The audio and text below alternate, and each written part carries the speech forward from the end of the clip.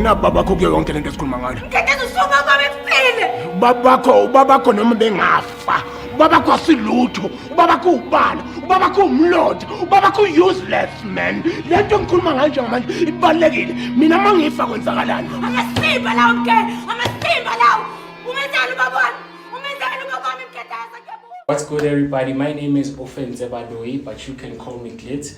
And welcome to another episode of Droppin Jewelz. Now, today's guest is a source of inspiration for many in the industry, and her performances have left a lasting impact on audiences worldwide, solidifying her impact as an icon of the silver screen.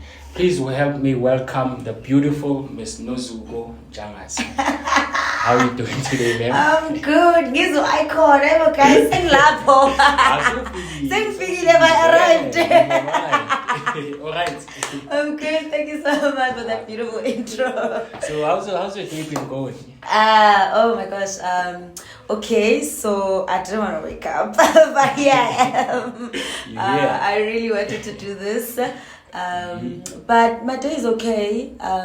Already had my favorite meal. I don't know if I can mention the brand, but I'm not gonna mention it. But something to do with the chicken. They gotta pay you. They gotta pay. Something to do with the chicken. So when I have that chicken, you can't touch me. So I feel really good.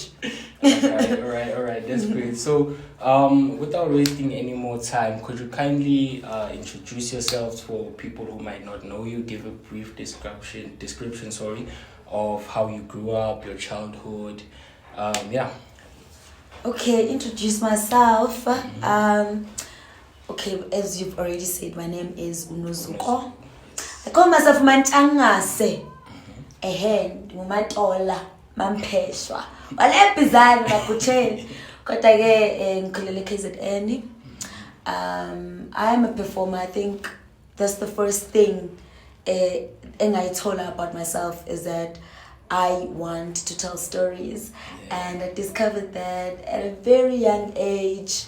I think I was 11 or 12 years old when I realized that, actually, I come alive when I do acting, when I am performing in front of people, when I'm entertaining people, when I'm engaging with an audience. So that is the dream that I followed from a very young age. I come from Ekasi, so my first contact with art was through community theater. Okay. So I'm not formally trained in my art. I learned through community theater. I was part of an NPO, an art organization. Ekamalake push-ups team, rapping 039 all the way. Yes. So I was with them for a very long time throughout my teenage life. I joined them when I was 13. Just I realized that I wanted to perform when I was maybe 11, 12, but obviously because I was still young, my mom was a bit skeptical with just me going to some organization and doing drama. And at that moment, the culture of theater was not big in my community. So Push-Up in Kamalake, it's a very beautiful creative space. There are a lot of artists, but when we started theater, that time we had amapantula, we had rappers, we had dancers, but theater was new, so people still didn't understand the culture. So I could only join when I was around 13. I spent my high school life in I was doing theater, I was traveling, and I do believe that I'm part of history, because one of the things that we did, it was to teach people what theater is. So we would perform in schools, perform in government events, when we were doing it for free most of the time, because we understood that we needed to build that culture of acting in the community. So that is sort of my background in the art space. Up until I started working with big directors, but like I said, I'm not formally trained. So as I was working with big directors, it was still through development projects. So I was part of projects such as the Trees project, which is a beautiful, amazing project that has helped KZN artists especially theater groups. It has helped them a lot. Twist projects of so they gave us a chance because I was with them for 2 years. It's sort of like training, but it's still informal training. So I was with them and I got a chance to work with Abu Edmund Mhlongo, Debbie. I think people from KZN know who Debbie is. Actually, theatre artists know who Debbie is because she's very big in the space. So I come from very beautiful hands, but in a very informal way. So that's my background. Okay, that's very, very interesting, considering that you started from as a teenager. Yes. So moving to Johannesburg, how did you find your? Okay, you didn't have a guardian when you moved here. Of course. You were still young, or you still a teenager? I was 23. 23 years old. Yeah. Okay, so how did you find stability when you were moving here and guidance in terms of becoming an actress? Yo. I had to figure it out. How was that for you? It was a very big experience. That it's even difficult to explain it because I just had to maneuver and figure it out myself. So what happened is when Saam called me, I was in university and I think with every artist, every creator, they go through a phase where they like, I'm giving up. I am going to do whatever I want. And you know what? And for me, because I've always liked teaching, I'm very passionate about community development. So teaching has always been a choice. So I decided to go to university and at a teachers college, UKZN at Jude. And I was studying there. And I had auditioned the previous year for Saam, but they didn't take me. Because my beautiful friend Natasha got the role. But but then, so when they called me 7 months later, I was already in university thinking, oh, this acting career is not going to work. And what did you want to teach as a teacher? I was hoping drama. Because so I was still doing drama, but it's not the same to teaching it and performing it. But I mean, I was willing to do that. That was okay for me. So when they called me and they said, okay, we didn't take you for this role last year, but we actually have a role for you because we really, really liked you. And then I had to come to Johannesburg. Reason I chose to drop out of school, it was because I wasn't affording school. Anyway, I was squatting in res. I was owing school, so even if because I didn't have NS5, so the following year, either way, they were gonna kick me out. Then I decided, let me just come and work. I mean, I come from a family where we just no one knows this thing.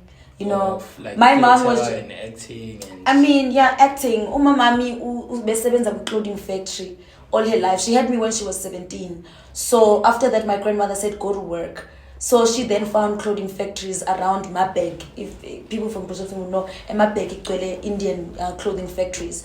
So she worked there all her life from when she was like 18 up until she quit working.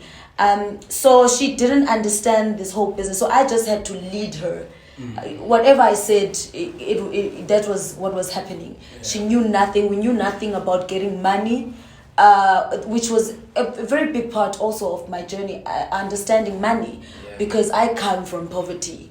I come from not having.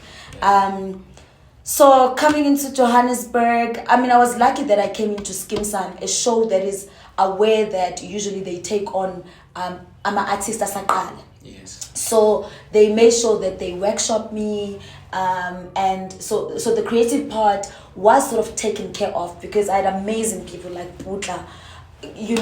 Thank God for such artists who are always willing to teach and train young artists and also teach them with respect. Yes. So, but personally, I went through a lot because I didn't know who I am or who I was coming into the space or who I'm supposed to be. I didn't have awareness at all because all my life I just wanted to be an actor.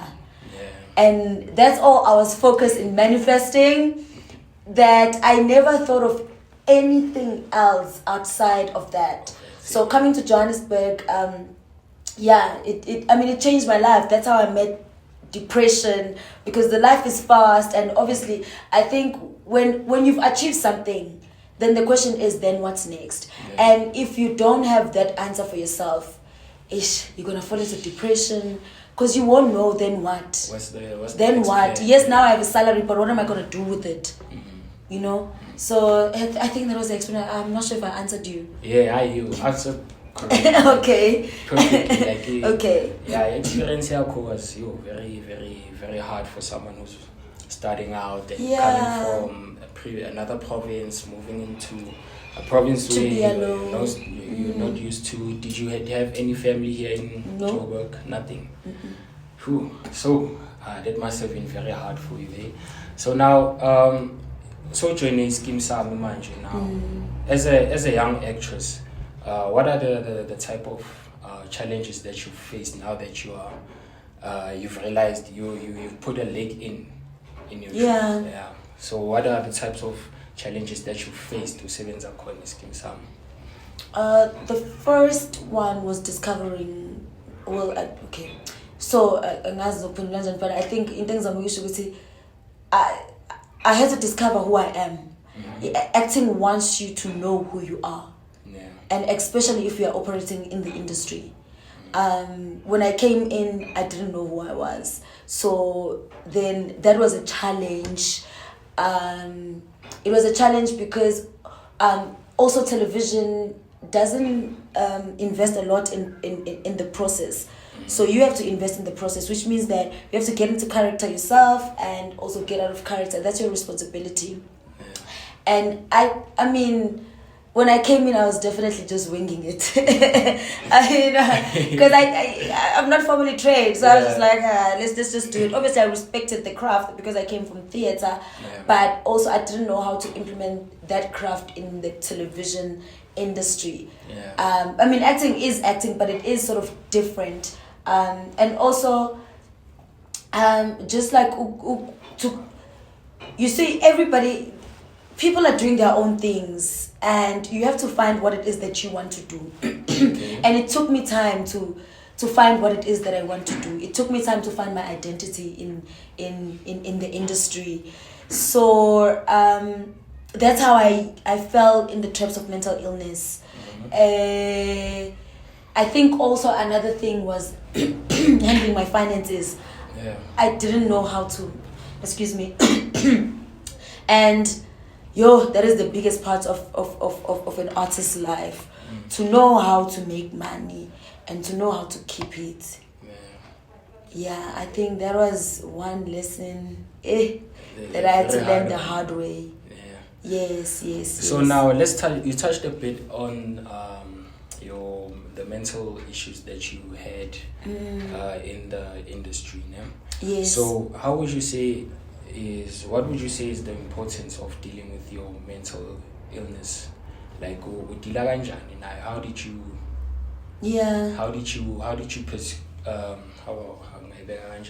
you persevere in this industry?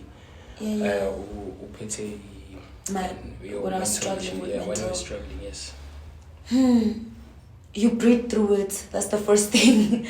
Because I can sit here and come get my philosophy, wara. Hey guys, life, you just have to breathe through it. Just stay alive first. But now that I'm here, ngibonile ukuthi theater teaches us how to behave, how to maintain yourself as an artist. And the answer is wellness. Edmund Mhlongo used to tell us, as an artist, you have to be physically, mentally, spiritually, emotionally fit.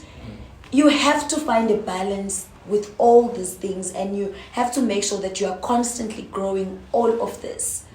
Because especially for us actors, you have to understand, you have to be well in order for you to deliver your craft. So how I dealt with mental issues is that I had to find wellness, but it all started by remembering my spirituality. I'm really not gonna lie, I think I had to face an awakening. I went through an awakening for me to be able to find solutions on my on how I'm gonna handle my mental health issues. And that was it. I really had to find people who can help me. I didn't attend therapy because I felt like I don't have the money. Well, everybody feels like they don't have money for therapy. But I had to find ways. I remember I have to do yoga to keep my body fit. I have to read. So it was really just investing in myself again and finding myself. For me, that what has helped me with my mental issues, which does not mean that I don't struggle with anxiety anymore. There are still days where I wake up and I'm just like, can I just kill myself, please? Can it just happen already? But I've learned to talk about it. I've learned to talk about it. To talk about, guys, sometimes the voices in my head are telling me that I need to go. But wellness has helped me. Okay, and then did it get in the way of your craft? Did you take time off of work? No, that's the funny thing. Were you working? Oh my God, that is such a beautiful question because it does not matter what I am going through. I will act. Wow. Listen, and I'm realizing that now. I've went through so much, but say 5, 4, 3, 2, 1, action. That girl who was depressed there, who didn't want anything, is gone. I guess I love acting that much. I guess, but also acting is just it is an escape. It allows you to be someone else. Even your thinking patterns change. Your emotional patterns change. And crazy enough, I don't know if other artists will agree with me on this. The days where I'm mostly depressed and mostly anxious, I produce the best scenes. So I'd be lying if I can say anything that I've went through affected my work. Like, I always give my work 100% no matter what I am going through. But it did affect me outside of work because I was constantly trying to take my life. I was constantly trying to take my life. It would be like, I'm happy on set, but I'm sad outside. I'm sad at home. And then I go on set and I'm happy, then, So, yes. I'm really glad that you okay, like like I can see manje, like you're in good spirits. Yes. Everything is all fun and so that's really inspiring. So do you think there are any other ways or production companies or the acting industry in itself, is it doing anything with regards to curbing the mental illness or helping actors or actresses with that? I haven't experienced any production that tries, and that's my truth. They don't try. Do you think there could be anything they could do with it, or it should definitely no? They need to understand what it is that they are doing. Hey, Bana, I don't even know how to emphasize this. They need to understand that the jobs that we do, the nature of the industry needs mental wellness. So as a production, it's important that is a benefit that you give to the people that you've employed. Especially because I think it's even more difficult because our industry is in a growing phase. There's a lot of changes happening. We're shooting 3 months worth of work in 5 weeks. Really? You're gonna make me shoot, in 5 weeks and then think you can't even get a life coach? If therapy is that one session, I don't think there's anything abayenzayo. I don't really want to share this because people in the industry are sensitive. And I know people like guessing, but even when you are sick in the industry, sometimes it's so difficult. They will guilt trip you because a producer always wants to make sure that they get the day done. And sometimes it feels like they forget that you're a human being. The thing about it is that they are using human resources. I don't know if you hear me. It's different from a company maybe that I don't know. Actually, I don't want to say a company that makes food because maybe now they do. But I'm just thinking, your final product is me. And it's me using my mental, my mental space and switching it and becoming something else. Don't you feel like we need to work together in making sure that I'm healthy? Because it's also an asset for you as a producer. So if I'm gonna come to you as a producer and say I'm sick, and I'm saying I can only shoot one scene because I'm really not feeling well, and you try to emotionally manipulate me into spending the day there just because you don't want to lose money, it's just not on. And it's so unfair because I think as actors, even for me, I haven't been feeling very empowered. So it's been really difficult to say to a producer, I'm leaving. Do you get what I'm saying? Because there are actors who will do that, to say, I don't care how much you are losing. You are messing with my head right now. I am leaving. I have to leave. So most actors don't feel empowered because producers have power. And also you want to be hired again. The industry is small. And that's the thing. When I say emotionally manipulate you, it's a producer saying, that they will not hire you if you stand up for yourself. It's producers indirectly trying to suggest that, telling you, mang when they joined the industry, they spoke like you, or they were as fierce as you are, but where are they now? Things like that. That is a producer language when they are trying to get you to do what they want you to do, but that will break you. I even want to make an example with something that happened that really, really broke me. You can make an example. But I just don't want people guessing which production happened. You say the name. But I think I've been in a situation where a producer emotionally manipulated me into not wanting me to leave, and I was really exhausted. I had no power to work. And you know how exhaustion works, that you can't point the pain. You can't say this is where the pain is, but your body is like this. You can't move. You can feel the weight, but you can't say, I've got cramps, I've got a headache, but you can't move. I was literally crying, literally crying, up to a point where I had to, after that day, I booked myself in a B&B, and there's even a video that I shot where I was just crying. The whole time I couldn't stop crying because I felt so used. As a human being, I felt like I'm just something that you need when you want your final product, but you care nothing about taking care of me when I'm not well. So definitely, they need to work so hard when it comes to that. There is a lot that needs to be done in making sure that productions are safe for our mental health and mental wellness. It really sucks that abantu bayakhohlwa ukuthi you are human at the end of the day. At the end of the day. Yeah, even if ngiyasebenzela at a production company or I'm acting for you or anything like that, you should treat me likewise, the way I treat you, like a human being. Yes. Understand? So, okay, let's say you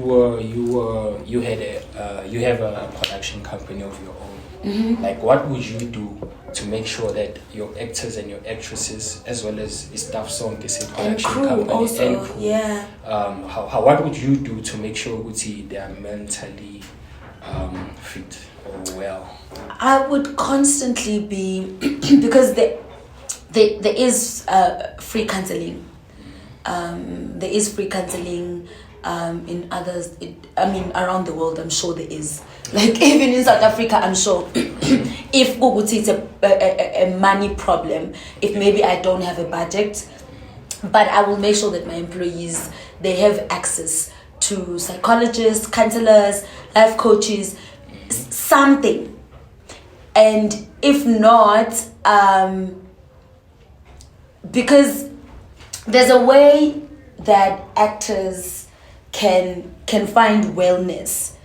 It's about do we have a production that promotes wellness, the values and of wellness? If if as an artist I work with Soapy and I spend, which that's the reality of the Soapy industry, it means that possibly in a week I'm spending 4 days in your space. And in that 4 days, I'm spending 12 hours a day in your space. How are you making sure that this place that I'm in promotes wellness? You know, and like is there a gym? Some productions sometimes don't even have green rooms. That's what I'm saying. We're in a developing industry. You know, do I have privacy to change? And saying obviously now it's about production injani. But you have to be, we have to be people who brand ourselves around wellness if we are in a creative space. Yeah. So Soapies have to push that forward. So that's what I would do. I would make sure that my employees understand what wellness is. I would encourage them to, even if I don't have the capacity as a production, it's a conversation that I will have with them. I don't have capacity, but here's what I'm suggesting you do. You know, open up that conversation. Let's know that it is an important part of our industry, because we can't keep losing artists over mental health. We can't keep losing artists. People, and you know, people are killing themselves. It's a real thing. It's a real thing. And it's really sad, Uti, like people don't have like simple, like basic person like and hold a simple conversation with them, tell them like how you feeling. Yes, and I actually think maybe some of these producers are depressed themselves because they are very emotionally abusive. I think so. I think sometimes they are, because they can, like, producers can be really abusive. So yeah. So like, what do you think can be done to reduce like the stigma around mental health and mental health issues in the industry? I think we need, maybe I don't know. And I'm saying I don't know because I feel like there's enough information out there. Angiyela ngesikole to understand my mental health issues. Ngizifundisile ukuthi kwenzakalani, ngingenza njani. Do you hear what I'm saying? So the reason I say I don't know is because I know that there's enough information out there. So like, people just need information and start having the conversations and start doing the work that is needed for us to heal our spaces and heal each other and also heal as individuals. And I feel like there is not some, intelligent strategy that now I can suggest. It's just, I feel like it's common sense because the information is out there. I don't know if maybe it's me, but I feel like the information is free, it is out there. People just need to humble themselves enough to want to learn. And I understand that people who will be like, I had a conversation with someone who was like, I don't understand how people become depressed because I take nothing to heart. Like, this moment I'm thinking about this thing and the next I'm thinking about something else. Okay, I understand we are wired differently and that's okay, but humble yourself enough to understand that now I go through things. Like if something happens today, I will think about it, I will feel it, I will go through it until that energy leaves me, until I'm ready to heal it and it goes. you know. So we are not the same. I did not ask to feel or to be like this. It's just the way I am. So yeah. Okay, so all right, I think we can move from mental health issues now. Yes. And go into something lighter. Okay, so with regards to, you touched a bit on I'm a life coach. Ne? I've just recently learned that you are a life coach yourself. Could you briefly tell us a bit more about that? Yes, I am a life coach. I recently got my certificate. I've always wanted to be a life coach. Like I told you, for me, storytelling and community development have always been hand to hand, or I don't know if it was the right thing to say, but they've always went together. I love my community. I'm obsessed with my Black community. I love consciousness. From when I was young. And I don't know anything else besides that. From a very young age, as much as I understood that I don't like most things that are happening here because violence, and all of that. But I wanted to be the change, and I wanted to make a change around my community.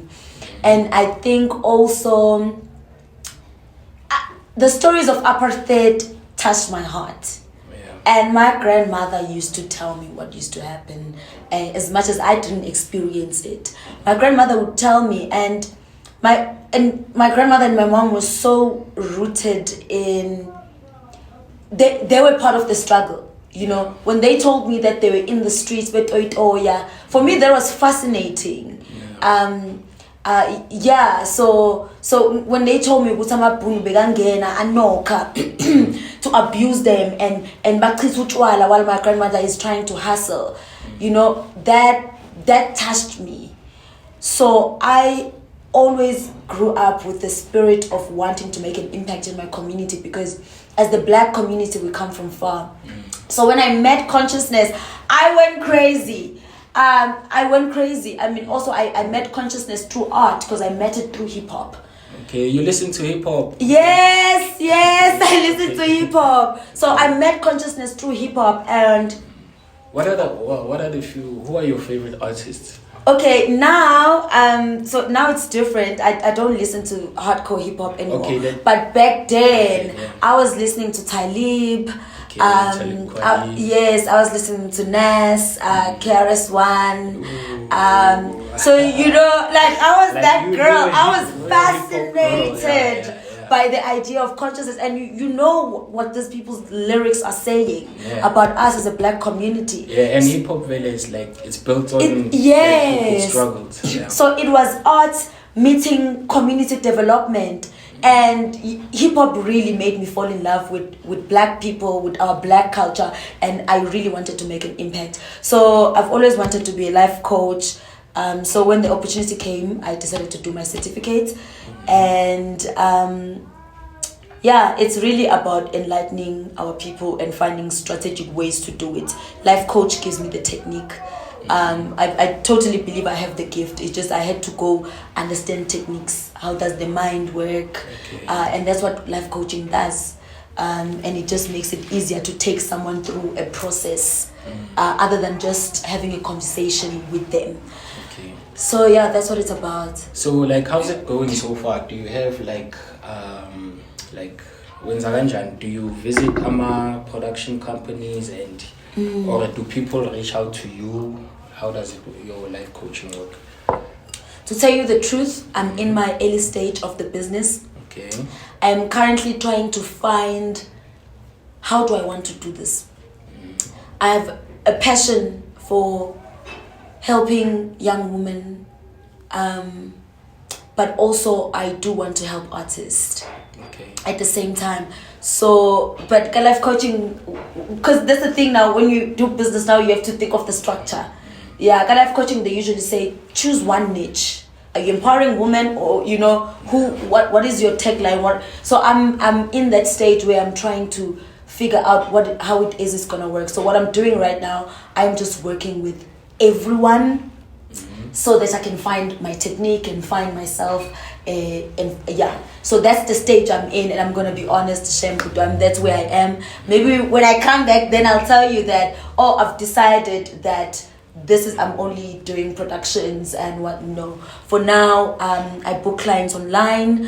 I have weekly meditations that I do virtually, and that brings me clients. But also, I'm currently just taking young women for free, just to see, because teenagers are going through a lot. Yeah, so hey, you're a very passionate person. So there's no doubt with like life coaching, you're gonna kill it, yo. So now going back to acting and theater work, do you prefer being on the big screen or do you prefer theater the most? I've decided I prefer being on the screen. And why is that? I know, because most people are like, oh, I'm this bit. Because theater is damn hard, and it takes a lot of your time, and it pays you less. So what are the main differences between theater and being on TV, besides like you are actually on the big screen? I mean the differences behind the scenes. Yeah. I was talking to someone, they're like, no, theater is so different. There is differences. It's just, also there isn't much differences. Yes. And it's just me. Okay, actually I'm lying. It's the techniques of the form. Okay. It's just two different forms actually. Okay.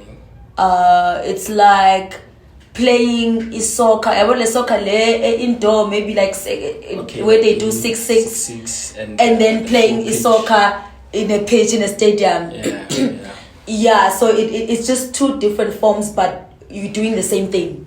Okay. But also and then in rules are because obviously, let's say, and it's a law, it can be a lot of rules, because also theater is not the same, you know, and also television and film and actually maybe producing a film, it can also not be the same. As much as it can be a bit similar, but it cannot be the same. The process cannot be the same. I mean, theater, you have to play big. I think that's the basics that I can tell you at this moment, that I can think of. Theater, you have to play big. And in television, you have to, the eyes. It's in the eyes. But I mean, also even in theater, we do require your eyes. I can't really think of things on top of my head, but theater also, there are forms of theater. What kind of theater do you want to do, and then that gives you the direction of how you play it's gonna be like. I mean, working at DiepCity, sometimes it felt like I was literally doing theater, sometimes, just because of how much Mandla stretches you and how much space he gives you as a performer and how much room he gives you to play. And obviously with television, no time to rehearse, but theater, you rehearse it over and over again until, you know, you get to a point where you are ready and you are ready to take out the product. Yeah, I mean, it's different, but yeah, it's not that different for me, because storytelling is storytelling. Yeah, it's just about how do I want to tell this story, and how am I going to tell this story through a camera. But masengenile character a transformer. Okay. That's interesting. Yeah. But yeah, oh, sorry. I get it. So we've seen you on DiepCity, we've seen you on Skeem Saam and other couple of shows, and you've been in the industry for a minute. So what was like your highest moment? Like moment to feel like the highlight? I've made it. Yeah, I'm still waiting for it. Even now? Yeah. Even after you've done so much? Yeah, I'm still waiting for the moment where I feel like, I'm still hungry. Okay, so what other hungry. What other roles as in I can get a role like this, something that you've never acted as or done before? I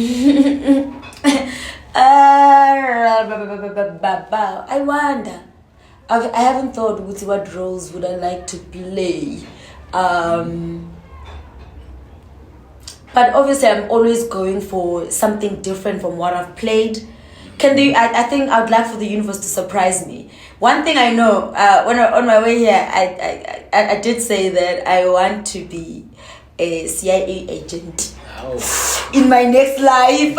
So I have in my so you know how Charlize did Atomic Blonde. I've never seen it. Yeah. Atomic Blonde. So that's the kind of thing that I want to do. Yeah. I see myself doing that thing, and I'm just like, I also want to do it when I'm 40, because she was 40 when she did it. Yeah. But let me tell you, she kicked too. What she did on that movie, for me, it's out of this world. So I do want something that's similar to that, like, you know how they did Queen Sono? Yes. But go deeper in the intelligence. I've been so curious about the South African intelligence. Uguti, yabana ubani sniper sa Ramaphosa. Who goes and does the CIA and FBI work for Ramaphosa? Like, Skipani there. So I'm so curious about that. Like, I really hope I get a story of like a South African spy. That kind of vibe. Yes. Because I'm really not fascinated about telling American stories. I'm not going to lie. Yeah. I mean, I want to participate globally. But hey guys, it's fine. I mean, but I don't think I'm fascinated by telling, like, I don't want to be an FBI agent. I want to be, obviously, that kind of thing, but in a South African, you know, like, classy ways. Imagine if the spy actually was to Sogamakirwani. And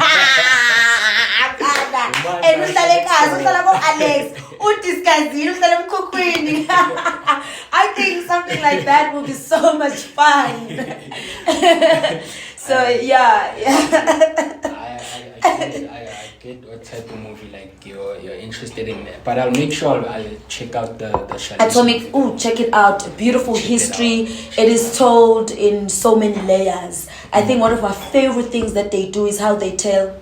I think that's Berlin. They tell what was happening during that time frame in Berlin through the television.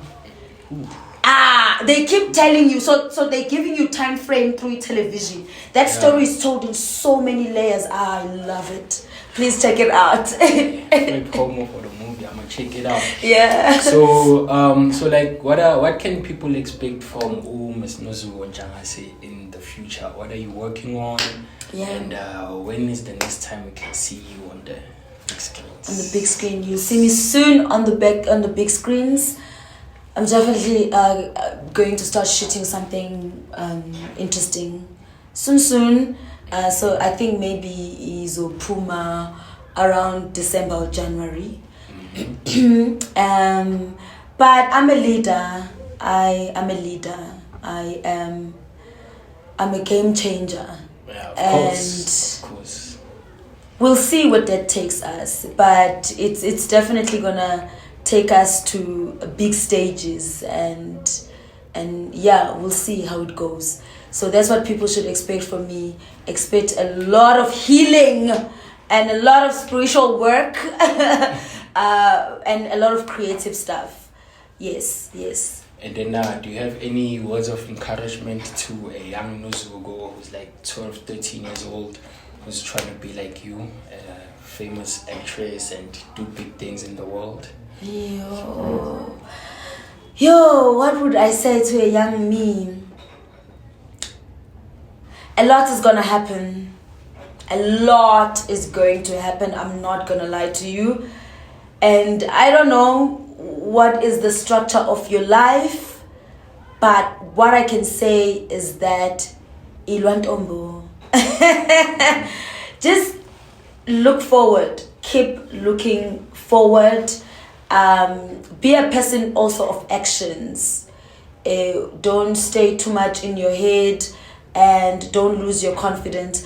Just keep moving forward and keep praying, keep pattering, That's what I'm gonna say. Know where you get your power, and just keep making sure that you connect with that. If you get your power from saying, oh God, if you get your power from saying, oh ancestors, just nurture that, because you will not go wrong. I can say whatever that is intellectual, that is smart, but nothing can beat you staying in your power.